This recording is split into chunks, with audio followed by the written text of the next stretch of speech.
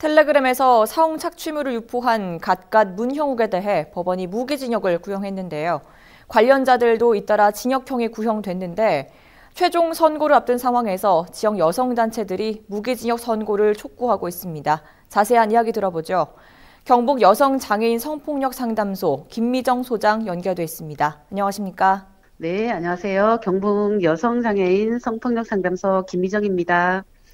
네, 앞서 전해드린 대로 디지털 성범죄의 법원이 갓갓 문형욱에 대해 법정 최고형인 무기징역을 구형한 상태인데요. 이 상황에서 지역 여성단체들이 무기징역 선고를 촉구한다는 것은 이 판결에서 충분히 뒤집힐 수 있다고 보시는 건가요? 네, 그렇습니다. 우리나라는 성과 관련된 사건 중에서 최근에 보면 검사가 구형한 대로 판사가 선고한 예는 아직까지 찾아볼 수가 없습니다. 그래서 현재 디지털 성폭력과 관련하여 대법원이 아동 청소년 성착취 영상물을 제작하면 최대 징역 29년 3개월을 선고하도록 하는 양형 기준이 마련되었습니다. 그래서 연말부터 시행이 되는데요. 얼마 전 대한민국을 뜨겁게 달구었던 조주빈 사건 다 아실 겁니다. 공소장에 적용된 혐의를 가지고 법이 정한 형량을 살펴보면요. 무기징역 또는 5년 이상 징역형입니다. 하지만 수사 결과로 확인된 피해자만 21명에 달하고요. 우리가 최근 5년 동안 같은 범죄에 선고된 평균 형량은 하한형의 절반인 2년 6개월에 불과합니다. 그래서 이런 것들을 봤을 때 우리가 이 문형욱 사건에서도 이런 것들이 적용되지 않느냐.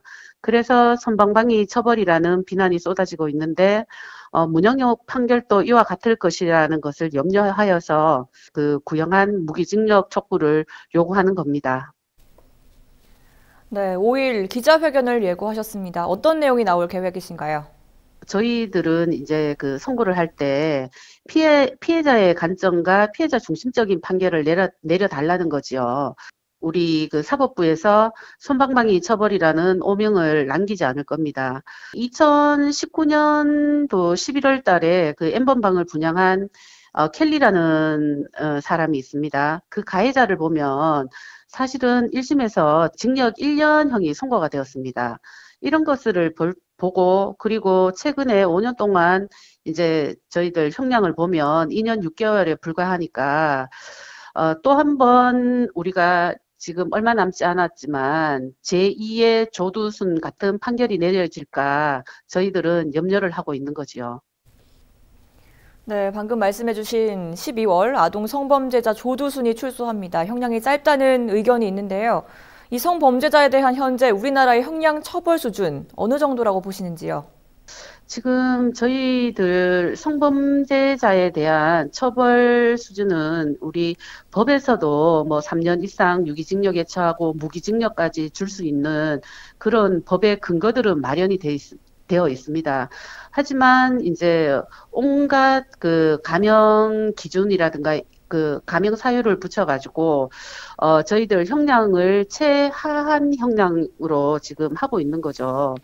프랑스라든가 이런 나라들은 보면 15세 미만인 경우에 아동 성폭력범들한테는 사실까지 20년형까지 가능하도록 하고 있습니다.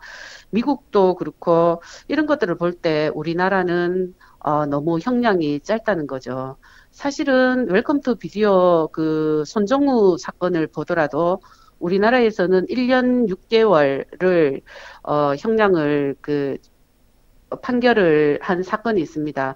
하지만 그 사이트에서 받아서 유포한 미국인이라든가 영국인들은 사실상은 20년형까지 받았거든요. 그런데도 불구하고 우리나라는 운영자한테도 1년 6개월밖에 주지 않았는 거죠. 이런 판결이 저희들은 계속적으로 번복된다면 사회적으로는 계속적으로 이제 불안하다는 것을 우리 국민들은 다 알고 있습니다, 사실은요.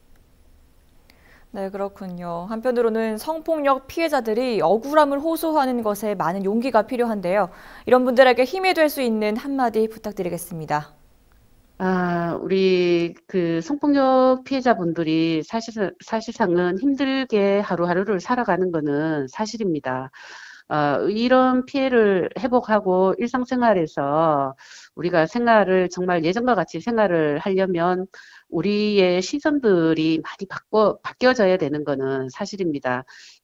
피해자는 정말 피해자일 뿐이고, 피해자에게 따뜻한 관심, 따뜻한 눈길이 필요하고요.